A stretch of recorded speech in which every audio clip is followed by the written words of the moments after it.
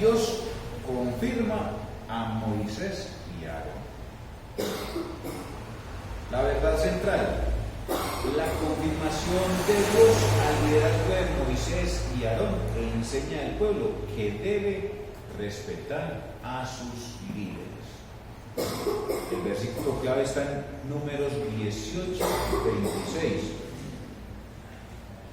que dice: si hablaras así, hablarás a los levitas y les dirás: cuando toméis de los hijos de Israel diezmos que os he dado de ellos por vuestra heredad, vosotros presentaréis de ellos en ofrenda mecida a Jehová el diezmo de los diezmos. Hay algo muy importante, es que a veces la gente tiene la convicción de que casi desde la iglesia está exigiendo el diezmo, pero el diezmo fue un deber que Dios desde la antigüedad lo puso para proveer para sus sacerdotes y para las personas que están en el altar. Entonces el Señor lo coloca nuevamente en el lugar como Él lo puso, para que a nosotros no se nos olvide. Alguien dice: no, es que los diezmos están mandados a recoger porque ya en el Nuevo Testamento no existen. Entonces hay una cosa muy particular, es que el Señor les dijo a los discípulos: vosotros sois muy viciosos, o sea, ellos eran diezmadores y nunca pasaron eso. Por eso el Señor no los reprimió en ninguna parte ni hizo aceptación a eso. Pero Él dijo: vosotros sois, dais el diezmo de la menta, del eneldo y del comino. Esto era necesario hacer sin dejar de hacer lo otro. Entonces, no tenemos ninguna disculpa ni culpar que es que el pastor gasta los diezmos, ellos no los gastan. Hay una junta que los administra, ¿sí? Porque ellos simplemente están llevando el mensaje a través de Dios. Pero los diezmos son bíblicos y son dados aquí, nos lo deja repetitivamente. Si han leído la palabra del Señor, van a mirar las veces que lo ven y muestran a quién se los dejó, por qué se los dejó, y que Él es el que hace como quiere y donde quiere y a la hora que quiere. Entonces aquí vemos esa parte del diezmo para que de pronto sea algo que no tenga pensado que no, el diezmo no es bíblico, es muy bíblico, dado por la misma palabra de Dios. Bueno, hoy estudiaremos rebelión de Coré y su grupo, que está en Números 16, 1 y 3. Segundo, la conformación del liderazgo de Moisés y Aarón, que está en Números 16, del 28 al 32. Y tercero, privilegios y deberes de sacerdotes y levitas, que está en Números 18, versículos 19 y 26. Entonces vamos a empezar con el primero: rebelión de Coré y su grupo. Dice Números 6:1: Coré, hijo de Azar, hijo de Coat, hijo de Leví, y Datán y Abiram, hijos de Eliab, y On, hijo de Pelet, los hijos de Rubén, tomaron gente. Entonces aquí dice: Coré pertenecía a la tribu de Leví, era hijo de Azar y nieto de Coat. La familia de Coré se instalaba al sur del tabernáculo. Al parecer era encargada de la música en el culto, o componían música sacra, pues en varios salmos encontramos títulos donde se hace referencia a ellos, tales como en el Salmo 42, el Salmo 44 hasta el 49, el Salmo 84, el Salmo 85, el Salmo 87 y el Salmo 88. Ahí se habla de los cantos que componían Coré. Datán y Abiram pertenecían a la tribu de Rubén. Rehusaron presentarse a Moisés cuando éste les mandó llamar: oh hijo de Pelet. No se vuelve a mencionar en el relato la rebelión de estos. Es política, pues no estaban de acuerdo con el liderazgo que Moisés ejercía sobre los hijos de Israel. Lo acusaron de haber engañado al pueblo con falsa promesa de llevarlos a una tierra que fluye leche y miel, pero los estaba llevando a la muerte. Entonces aquí hay que entender algo, ¿cierto? Porque el pueblo de Israel, guiado por Moisés, el pueblo de Israel, por Aarón, ellos iban a llevar a un lugar donde abundaba era leche, pues que fluía leche y miel, ¿cierto? Era una zona prodigiosa, cultivable y todo lo que crecía era enorme. Y ellos no quisieron creer en eso, sentían que los estaban engañando. Luego dice el número 16:3: y se juntaron contra Moisés y Aarón y les dijeron: basta ya de vosotros, porque toda la congregación, todos ellos son santos, y en medio de ellos está Jehová. ¿Por qué pues os levantáis vosotros sobre la congregación de Jehová? No hay duda de que Coré ansiaba ocupar el cargo de sumo sacerdote. Siento que Moisés era el hermano de Aarón y guía del pueblo. Coré y su grupo ven la necesidad de quitar a los dos para poder llevar a cabo sus planes. Los acusaron de querer adueñarse de los israelitas. Además, los presentaron como usurpadores de la autoridad. Apoyan su revuelta en una declaración de Jehová, la cual se encuentra en Éxodo 19:6. Dios había dicho: y vosotros me seréis un reino de sacerdotes y una nación santa, que es lo que muestra en Éxodo 19:6.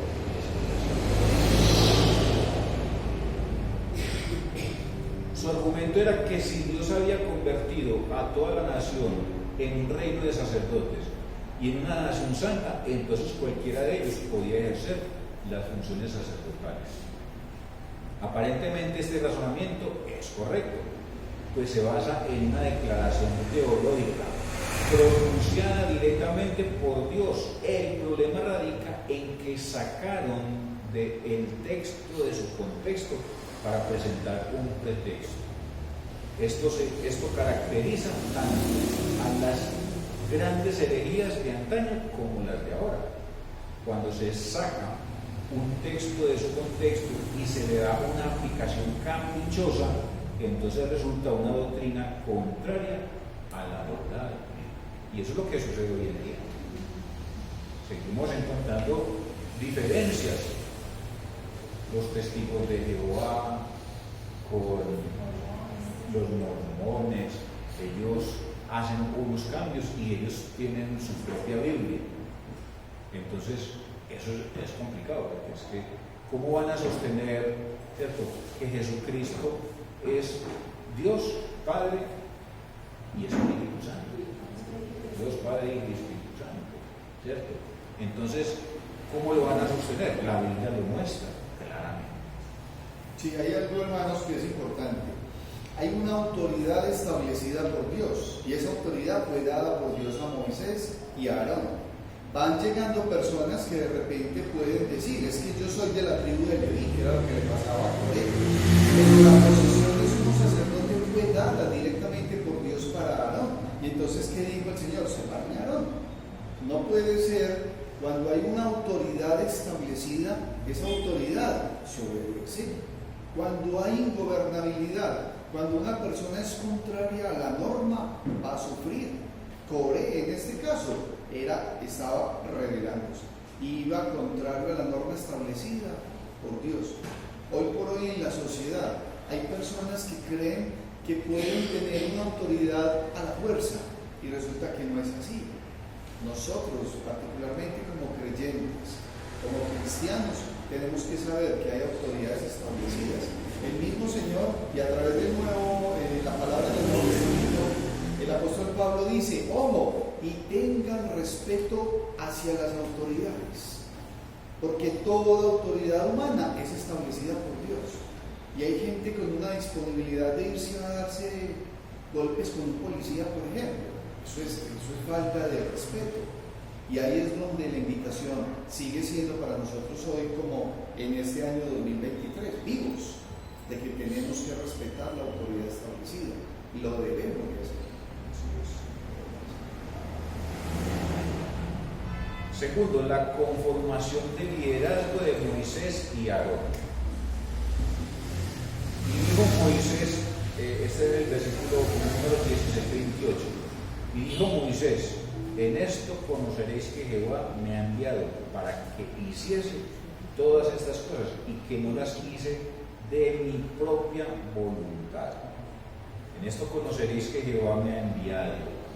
Moisés, consciente de que no se había movido por una ambición personal de poder, propone una prueba que se revelará quién tiene la verdad. Sería Jehová mismo quien decidiría este pleito. Moisés no tenía necesidad de que Jehová le demostrara que sí lo había escogido, pero sí era conveniente que el pueblo, de una vez por todas, quedara convencido de su liderazgo, y era por designación divina y no por su propia voluntad. O sea, el Señor desde el principio escogió a Moisés para que guiara a su pueblo, lo sacara de Egipto y lo llevara a la tierra prometida que fluye leche y miel.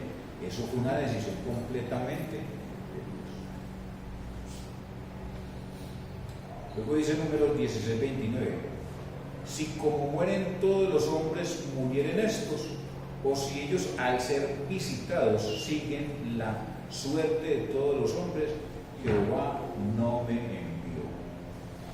Si Moisés había usurpado el poder, entonces quienes habían provocado la revuelta morirían de muerte natural. Y luego dice Números 16:30: mas si yo hiciera algo nuevo y la tierra abriera su boca y los tragare con todas sus cosas y descendieren vivos al Seol, entonces conoceréis que estos hombres irritaron a Jehová. Es una prueba ácida, es lo que se llama la prueba ácida. Entonces Moisés simplemente coloca y dice: listo, vamos a hacer algo.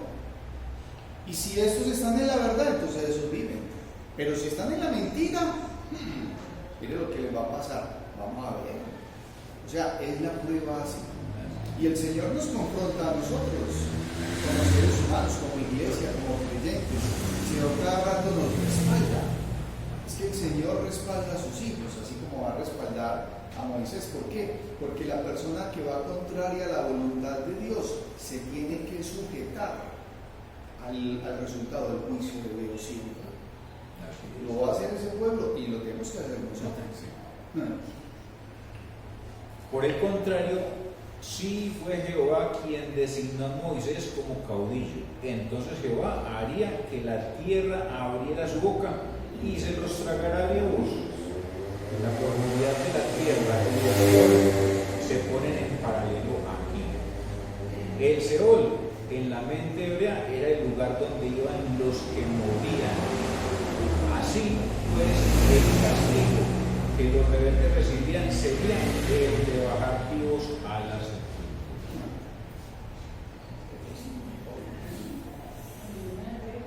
Luego dice Números 16:31: y aconteció que cuando cesó él de hablar todas estas palabras, se abrió la tierra que estaba debajo de ellos. Jehová, a quien Moisés había pedido que decidiera este conflicto, actuó en conformidad con lo que Moisés puso como regla. Tan pronto como el siervo de Dios terminó de hablar, la tierra se rompió. Una vez más, Jehová no dejó solo a su siervo, ni permitió que fuera deshonrado. Algo parecido sucedió con Elías, otro gran siervo de Dios. Cuando el pueblo se había prostituido tras los Baales, el profeta retó a los servidores de Baal a poner fin a la controversia. Jehová respondió con fuego y consumió el holocausto que Elías había colocado. Desde ese momento el pueblo creyó y el profeta de Dios no quedó avergonzado. O sea, esos son los actos maravillosos de Dios. Uno dice: ¿cómo es posible? ¿Cierto? Todo eso, pero es la grandeza de Dios que nos da. Sí, cuando yo le desobedecía a mi mamá, hermanos, yo salía corriendo. Y mi mamá decía: no corras que se te abre la tierra y te traga. Así me decía. Y yo llegaba y volteaba y le decía que la tierra no se abre. Como muchacho desobediente, la tierra no se abre. No, mira que la Biblia dice que la tierra se abre. Y yo, le da pues. Y cuando lo vemos simbólicamente, la tierra se le ha abierto a más de uno. A más de uno la tierra se le ha abierto y lo ha tragado. Porque realmente no es que tiene que abrirse la tierra, lo que pasa es que cuando la persona se sumerge en el pecado, es como si se lo tragara la tierra. Y ahí tiene que someterse a eso, porque ahí eran sepultados vivos. O sea, eran muertos vivos, pero sepultados ya, se iban. Y a veces las personas quieren vivir así como sepultados, vivos, chapaleando, pero vivos, muertos.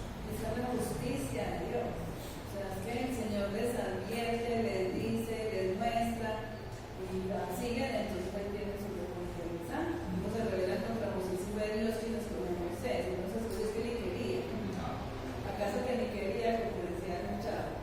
Entonces, ahí tienen su recompensa. Se ponen a mirar lo que hace Moisés, quieren ese cargo, quieren ser como él, pero no pueden porque se dedican. Así es. Luego dice, número 16:32. Abrió la tierra su boca y los tragó a ellos, a sus casas y a todos los hombres de Coré y a todos sus bienes. Complicado, ¿cierto? El castigo cayó sobre Coré y sus compañeros, juntamente con sus familiares. Este hecho resalta un propósito del Antiguo Testamento acerca de la solidaridad en la culpa. Cuando un miembro de la familia, generalmente el jefe de la casa, resultaba culpable, entonces toda la familia era afectada. De esta forma Dios confirmó el liderazgo de Moisés y Aarón y enseñó a Israel que deben respetar sus líderes. Y eso es una situación complicada en nuestro país.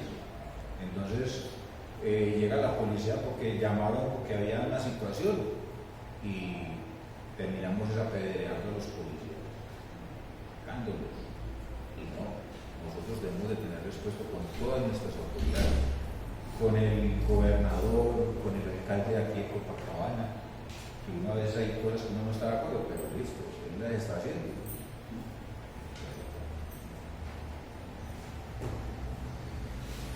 Tercero, hermano Juan, miren lo que dice el versículo 34, en adelante dice, y todo Israel, los que estaban alrededor de ellos, o sea, ya la tierra se tragó a Coré, dice, y los que estaban alrededor de ellos huyeron al grito de ellos porque decían, no nos trague también a nosotros la tierra. Y también salió fuego de delante de Jehová y consumió a los 250 hombres que ofrecían el incienso. O sea, el juicio de Dios fue efectivo. La gente no puede pretender y decir que es que no va a pasar nada. No. El Señor dice, y es justo conforme a lo que determina. Este pueblo sufrió en carne propia. Y que se los tragó a la tierra, y los tragó a todos, con todo.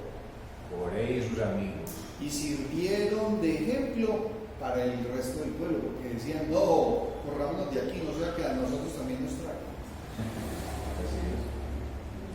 Tercero, privilegios y deberes de sacerdotes y levitas. Dice números 18 y 19, todas las ofrendas elevadas de las cosas santas que los hijos de Israel ofrecieren a Jehová, las he dado para ti y para tus hijos y para tus hijas contigo, por estatuto perpetuo, pacto de sal perpetuo, es delante de Jehová para ti y para tu descendencia contigo. Las ofrendas alzadas se trata del sacrificio de paz, cuyo principal propósito era dar énfasis al compañerismo entre Dios y el hombre, y de las ofrendas vegetales que señalaban la provisión de Dios para el sustento de su pueblo. En este tipo de sacrificio, conocido como ofrenda alzada, mecida o elevada, el sacerdote mecía el pecho del animal sacrificado y elevaba el muslo derecho o espalda del mismo. De igual forma, elevaba las tortas hechas con la primera masa, preparada con los cereales cosechados. Entonces, obviamente, esa era una distinción del sacerdote. Los sacerdotes hacían ciertos sacrificios, las levantaban, el muslo derecho de la víctima también lo levantaban y era una ofrenda alzada. El pecho, la espalda y productos elaborados con los frutos de la tierra mecidos y elevados por disposición divina eran la porción de los sacerdotes y de su familia, como una provisión perpetua. De esta forma, Dios hace partícipes a los sacerdotes y levitas de las ofrendas sagradas que el pueblo le presentaba. Esto resalta por lo menos dos cosas. Primero, que los fieles deben hacer partícipes de sus bienes materiales a quienes les ministran. Y segundo, que en definitiva es Dios quien sostiene a sus siervos. O sea, el diezmo desde el Antiguo Testamento se conservó para poder sostener la iglesia. ¿Esta iglesia por qué se sostiene?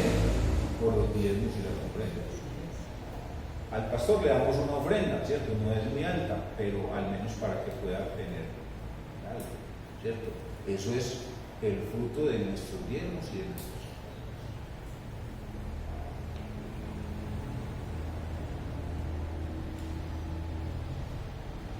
Un perpetuo pacto de sal. Entre los orientales era costumbre que las personas que hacían un pacto comieran sal para sellar la promesa de fidelidad y para simbolizar la firmeza de dicha alianza.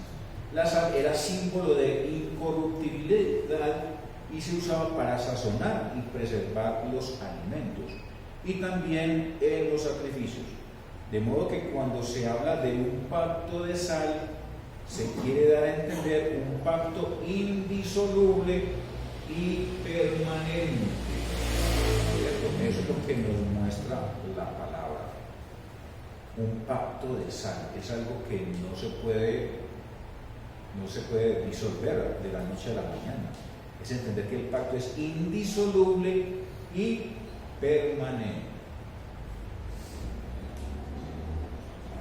De esta forma, Jehová asegura a los sacerdotes que por todas las generaciones la espalda y el pecho de los animales sacrificados, como también las ofrendas vegetales alzadas, serían para ellos. La provisión tiene un elemento teológico que es bueno resaltar. Dios siempre sostendrá a quienes ha llamado a su servicio. ¿Cierto? O sea, eso que ellos hacían era para el sostenimiento de ellos mismos. Como dice, la espalda y el pecho de los animales sacrificados, como también las ofrendas vegetales alzadas, serían para ellos, para los sacerdotes. El Señor, a través de los diezmos, de las ofrendas, Él sostenía a su pueblo, a todos los levitas, a través de esos sacrificios.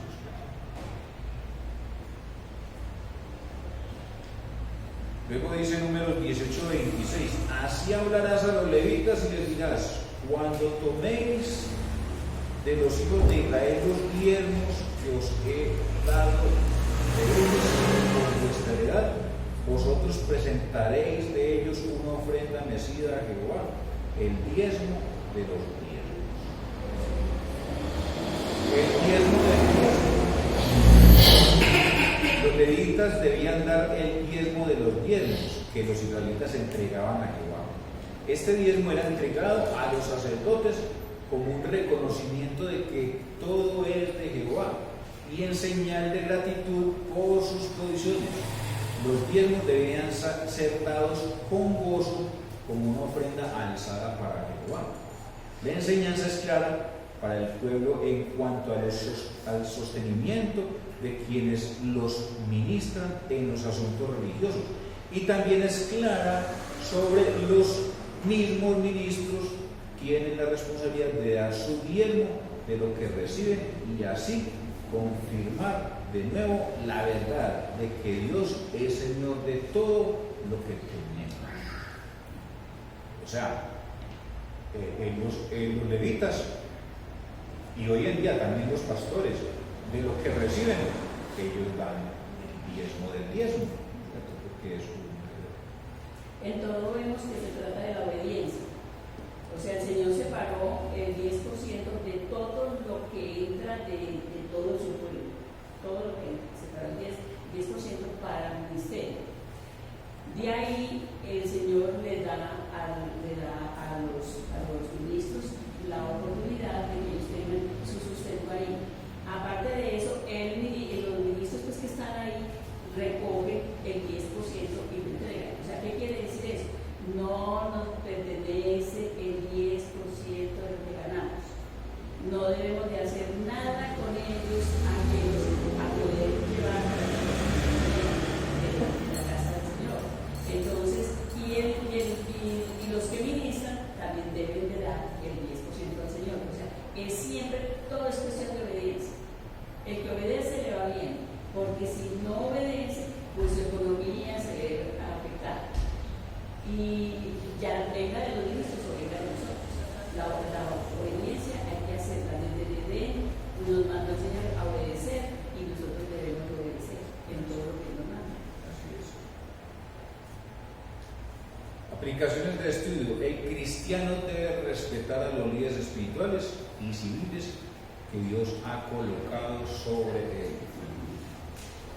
Y aquí muestra este tema en el respeto. Es un valor intrínseco en el que se considera a los demás como superiores.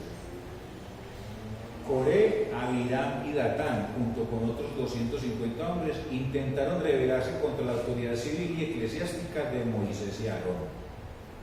Como castigo, todos murieron trágicamente.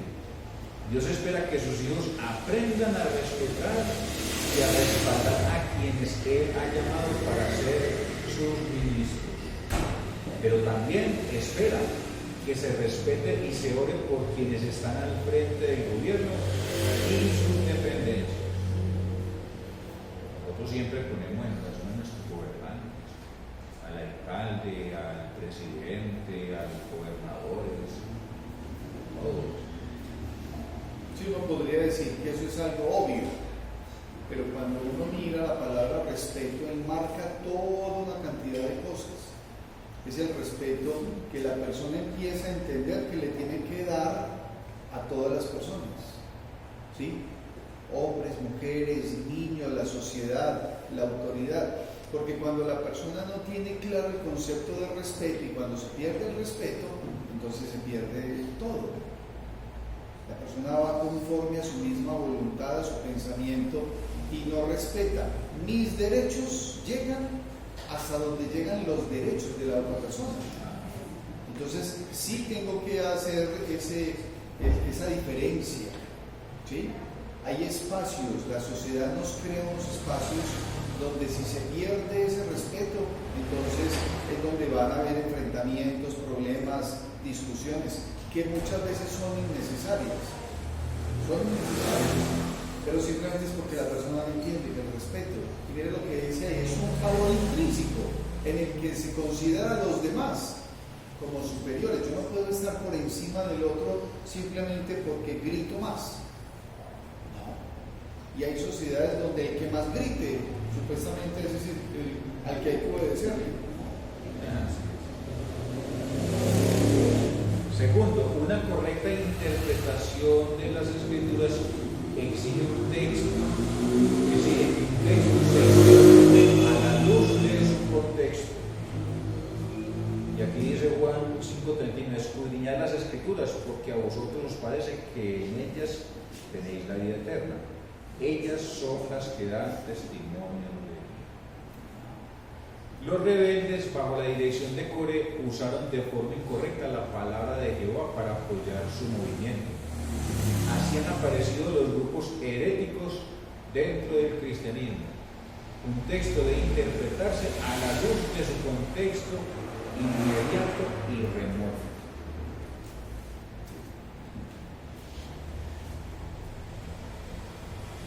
Tercero, Dios ha establecido que quienes se dedican a su ministerio vivan de él. Dice Romanos 1:9, pues Dios, a quien sirvo en mi espíritu en la predicación del Evangelio de su Hijo, me es testigo de cómo sin cesar hago mención de vosotros.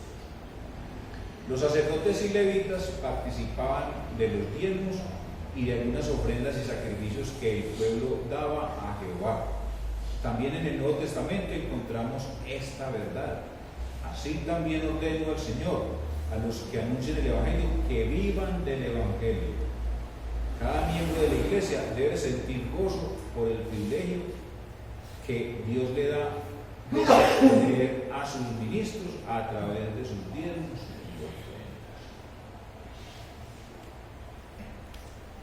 Que la gloria y la honra y la alabanza sean para nuestros. Sí, hay algo, hermanos, que es siempre bueno recordar al interior, particularmente de nuestra iglesia. Y es que el tema de diezmos y ofrendas es parte de la relación personal que cada uno de nosotros tenemos con Dios. Tenemos un trabajo porque el Señor nos da la salud.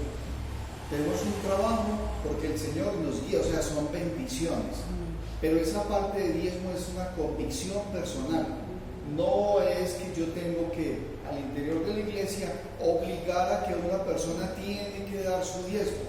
No. Usted se dará cuenta con el Señor, porque hay algunos grupos eclesiales donde aspectos como el diezmo o la ofrenda se vuelven de carácter obligatorio y entonces a las personas le determinan cuotas y cosas. En nuestra iglesia, hermanos, todos y cada uno de nosotros, esa parte de diezmo es parte de la relación, de la alabanza a Dios. Debe de darse con gozo, debe de darse con sinceridad. Cada uno de, como dicen Romanos, cada uno de, como propuso en su corazón, no con tristeza, ni por necesidad, porque Dios ama al dador alegre. Qué bueno es poder entender que alrededor de la labor que se hace en la iglesia, simplemente esos diezmos son un recurso dado por Dios. ¿Para qué? Para pagar este local, para poder comprar unas Biblias, porque esa es la realidad del ejercicio, es que el dinero es usado en eso, y con eso la iglesia puede hacer unas funciones en evangelismo. Bueno, los versículos para la próxima semana.